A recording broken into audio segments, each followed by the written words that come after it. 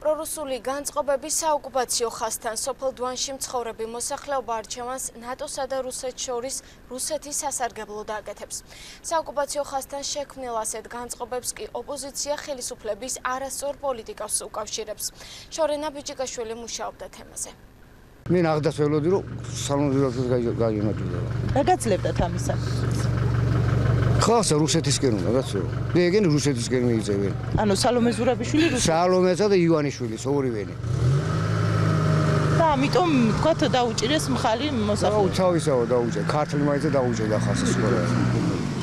ქართლი რატომ ქართლმა ყველაზე მეტად იწვნია რუსული ბომბები ასე. როიწო ის მაგრა იწვნა რომ ამოტელობაში გუჭდება სადაც ჩვენ თავრობა ჩაიბარო. გრიგოლ ვაშაძესა და სალომე ზურაბიშვილს შორის არჩევანის გაკეთების შემდეგ საოკუპაციო ხაზთან მდებარე სოფელ დვანში მცხოვრებლები არჩევანს ნატოსა და რუსეთს შორის აკეთებენ რუსეთის სასარგებლოდ.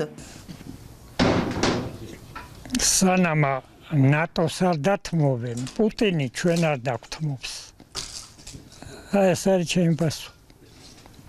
მერე პუტინის გამო უნდა დავთმოთ, რაც ჩვენთვის არის კარგი, ის ხომ დავიშვათ. რა ძალა გვაქვს? რა შეგვიძლია? ჩემს რო წამოდი საფრთხე რა უნდა გააკეთო? რუსეთთან აქვს საქმე. უნდა დაუდგე მოხულჩოქა და მოეფერო. ანუ თქვენ გამოსავალს ამაში. მეტი გამოსავალი არ არის. მაგზა არ არის. მარა ისინი რო გამოდიან შეშფოთებული აი ხო გადამოწე შეშფოთდა ვიღაც წელში. რა გამოვიდა ის შეშფოთდა? შეურიდეთ აუცილებელია. საქართველოში პრორუსული განწყობების მომატებაში ოპოზიცია ხელისუფლებას ადანაშაულებს და აცხადებს, რომ საოკუპაციო ხაზთან მდებარე სოფლებში ადგილობრივების პოზიცია მთავრობის პოლიტიკის გამოძახილია. გამყოფზოლთან მოქალაქეების ეს პოზიცია გამოიწვია იმან, რომ სამწუხაროდ 6 წლის განმავლობაში ისინი ვერ გრძნობენ ხელისუფლებისგან ყურადღებას, შესაბამისად არც საერთაშორისო დონეზე არის მის ხმამაღლად ხელისუფლების გარომ რუსეთი ოკუპანტია და ყველაზე მნიშვნელოვანი გამოწვევა ჩვენთვის არის ის, რომ საზღვრისპირა სოფლებში მაცხოვრებელ მოქალაქეებზე უნდა ვისურვოთ.